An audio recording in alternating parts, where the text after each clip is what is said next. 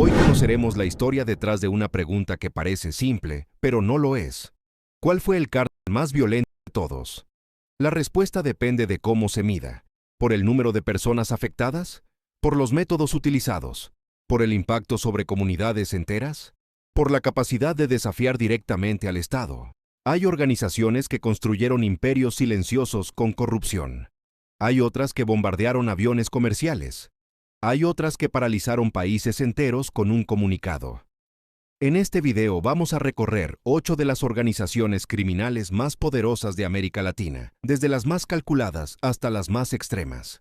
No es un ranking de admiración, es un análisis de lo que cada una fue capaz de hacer y de lo que dejó atrás. Al final, tú decides. Suscríbete y activa las notificaciones. Empezamos.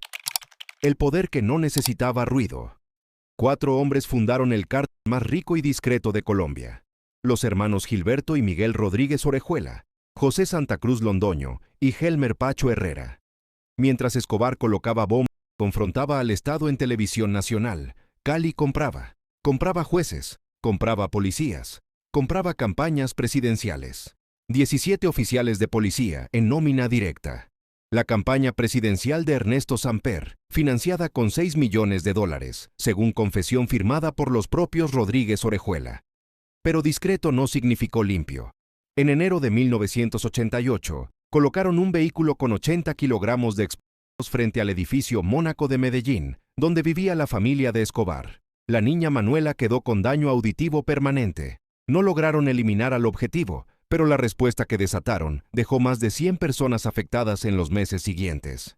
Entre 1986 y 1994, Henry Loaiza Ceballos, el Alacrán, operador del cártel Cali, participó en la masacre de Trujillo. 245 personas sometidas a actos de extrema crueldad y arrojadas al río Cauca, entre ellas, el padre Tiberio Fernández, sacerdote del pueblo, por denunciar públicamente lo que estaba ocurriendo.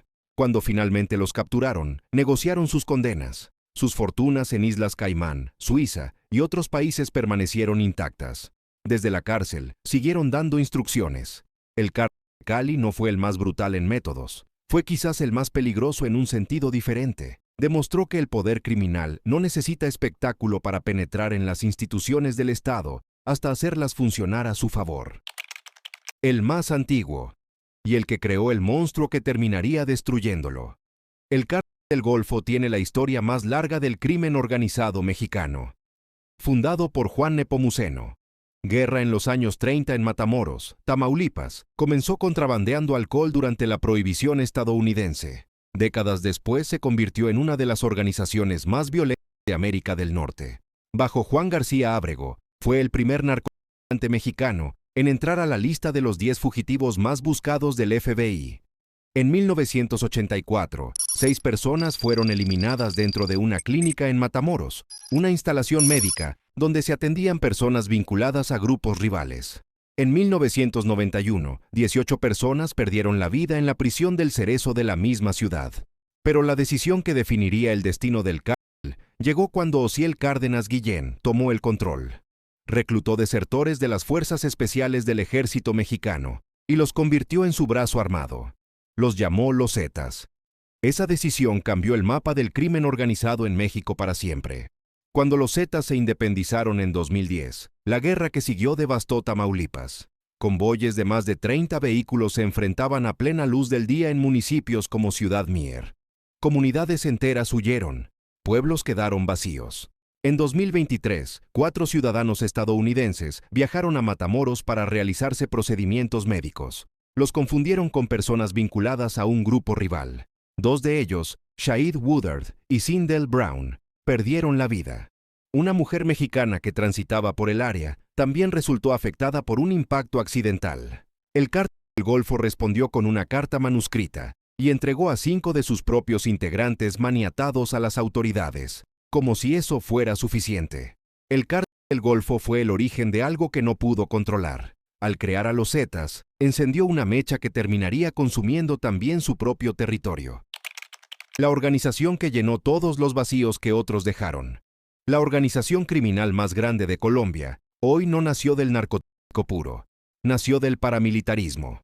El Clan del Golfo surgió en 2006 liderado por los hermanos Giovanni y Dairo Antonio Usuga, conocido este último como Otoniel.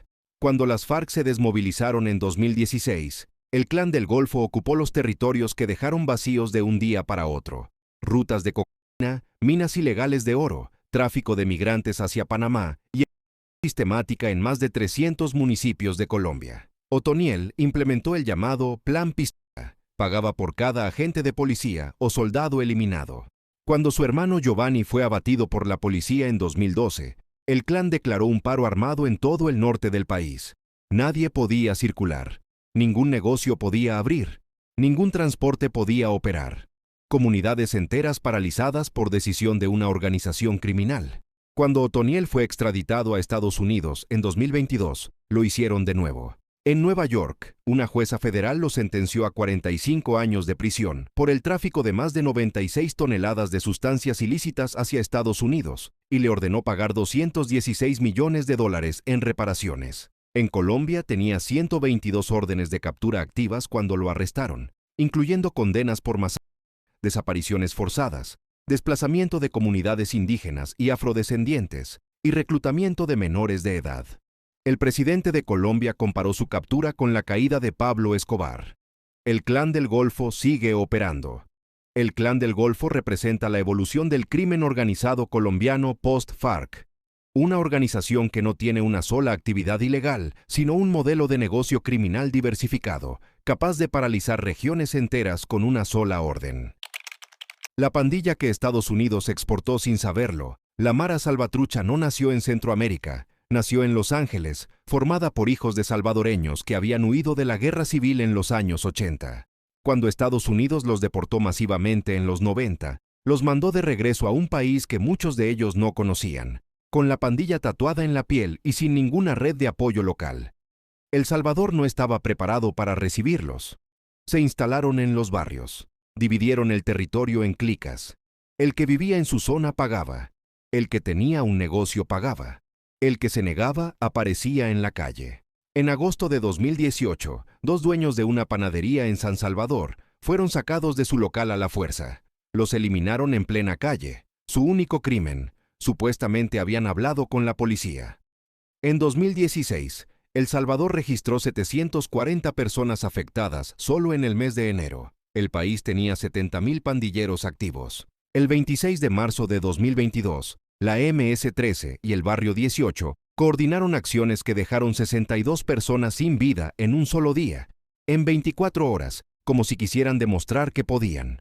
Eso superó todos los límites. El presidente Nayib Bukele decretó estado de excepción, suspendió garantías constitucionales y desplegó al ejército en los barrios.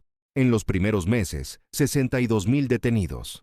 El resultado: en enero de 2023, El Salvador registró 11 casos de violencia letal en todo el mes, el mismo mes que en 2016 había registrado 740. La MS-13 es el ejemplo más claro de cómo una política migratoria puede crear un problema de seguridad que tarde décadas en resolverse. Su violencia no fue estratégica como la de los cárteles, fue territorial, sistemática y profundamente arraigada en comunidades donde el Estado nunca llegó primero. El primero en declarar la guerra directamente a un Estado, Pablo Escobar, los hermanos Ochoa y Gonzalo Rodríguez Gacha, construyeron el primer gran empire de La Blanca. En su mejor momento, el cártel manejaba el 80% de toda la cocaína que entraba a Estados Unidos. Una semana de operaciones generaba $420 millones. Cuando Colombia intentó frenarlos con la extradición, Escobar no negoció, bombardeó. El 18 de agosto de 1989, sus operadores eliminaron a Luis Carlos Galán, candidato presidencial y favorito para ganar las elecciones, en pleno mitin político frente a miles de personas. 3 meses después, el 27 de noviembre, uno de sus colaboradores abordó el vuelo 203 de Avianca entre Bogotá y Cali, con un dispositivo explosivo en el equipaje. El avión se desintegró en el aire. 107 personas perdieron la vida. Escobar creía que César Gaviria, el sucesor de Galán, iba en ese vuelo. No iba. Murieron 107 desconocidos. 2 semanas después, el 6 de diciembre, un vehículo con 500 kilogramos de explosivos detonó frente a la sede del DAS en Bogotá. 72 personas fallecieron. Más de 600 resultaron con lesiones, la mayoría transeúntes. Entre 1989 y 1993, el cártel ejecutó 623 atentados, más de 500 agentes de policía eliminados solo en Medellín, bajo un plan de pagos por cada uno. 5.500 personas afectadas en total durante esa guerra. Escobar fue abatido el 2 de diciembre de 1993, un día después de su cumpleaños número 44, en un tejado en Medellín. El cártel de Medellín fue el primero en demostrar que una organización criminal podía llevar la guerra al corazón del Estado. Candidatos presidenciales, aeronaves comerciales, edificios de inteligencia. Nadie lo había hecho antes a esa escala. El más poderoso del hemisferio. Y el que mató sin disparar una sola bala. Fundado por Joaquín Guzmán, El Chapo, e Ismael Zambada, El Mayo, el cártel de Sinaloa no llegó a la cima por ser el más brutal. Llegó por ser el más eficiente. Cuando decidió tomar el control de Ciudad Juárez en 2008, le declaró la guerra al cártel de Juárez. La batalla duró 4 años, más de 10.000 personas afectadas. En 2010, Ciudad Juárez registraba 10 casos de violencia letal por día. Era la ciudad más peligrosa del mundo.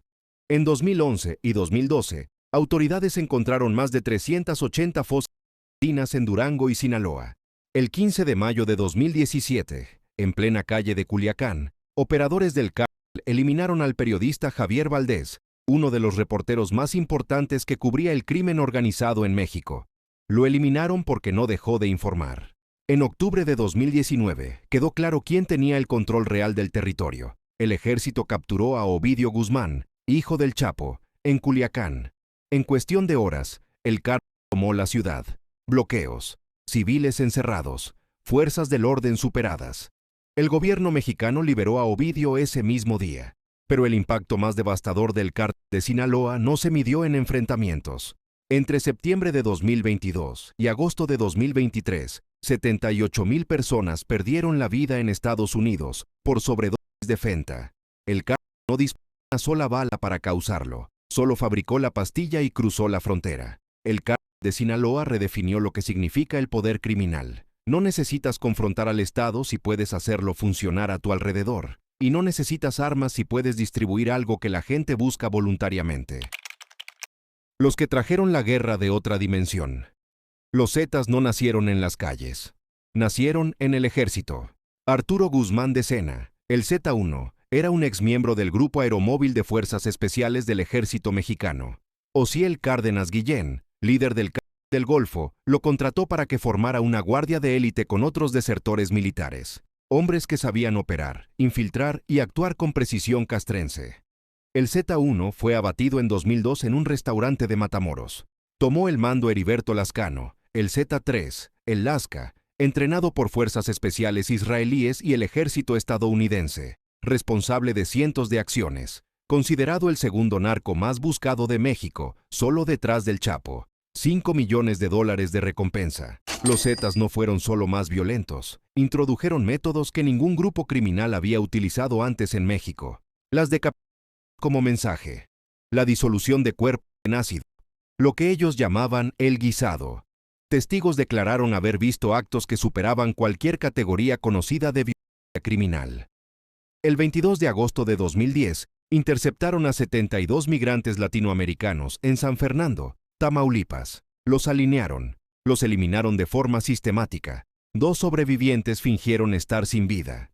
8 meses después, en el mismo municipio, aparecieron 193 personas más en Filipinas. El 25 de agosto de 2011, llegaron al Casino Royal de Monterrey, rociaron combustible, cerraron la única salida, prendieron fuego. 52 personas perdieron la vida. El motivo: los dueños habían rechazado pagar 130,000 pesos mensuales de extorsión. Lascano fue abatido en octubre de 2012. Esa misma noche, un comando irrumpió en la funeraria, amenazó al personal y se llevó el cuerpo. El gobierno mexicano nunca lo recuperó. Los Zetas cambiaron permanentemente el lenguaje de la violencia y el crimen organizado en México. Lo que introdujeron no era solo brutalidad, era un sistema de terror diseñado para paralizar. Nadie después pudo ignorar lo que habían establecido como posible. El que aprendió de todos los anteriores y fue más lejos, el CJNG, surgió alrededor de 2010, bajo el liderazgo de Nemesio Oseguera Cervantes, el Mencho, y desde el principio su estrategia fue una sola: violencia de máximo impacto como declaración de existencia. Sus primeras acciones las ejecutaron bajo el nombre de los Matacetas. En 2011, dejaron 65 cuerpos en un solo día en Veracruz, 35 en una autopista con una manta firmada, 30 más distribuidos en otros puntos de la ciudad horas después.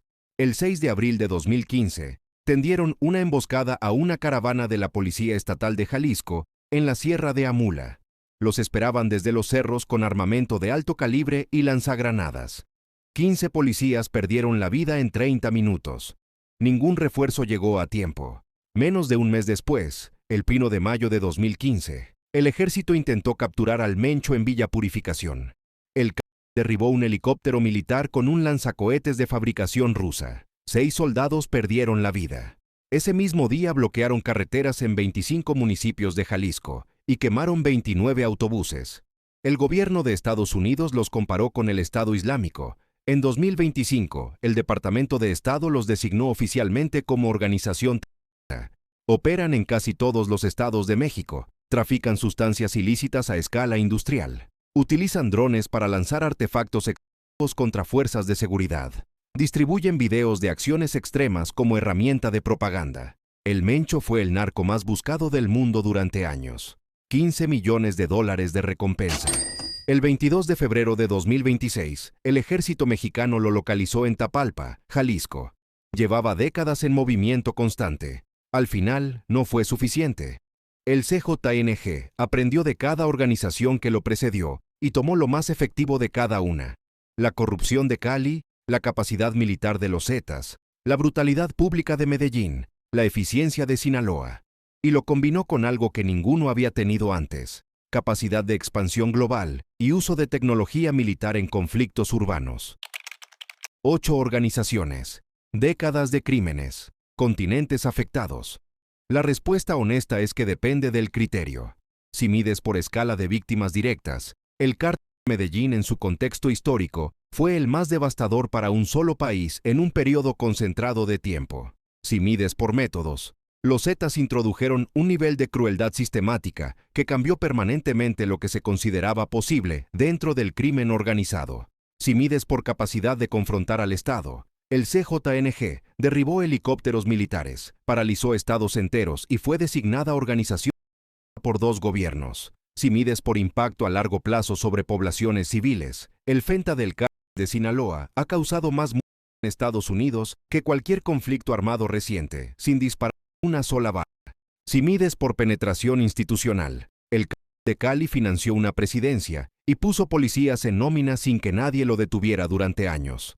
Cada una de estas organizaciones fue la más violenta en una dimensión específica, y todas dejaron atrás comunidades, familias y países que siguen pagando el costo décadas después. Lo que viste en este video no es historia antigua. Varias de estas organizaciones siguen operando hoy.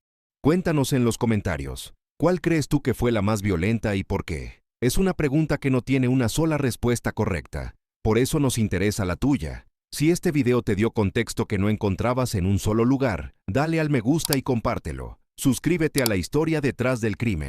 Aquí ponemos contexto donde solo había nombres. Nos vemos en el siguiente.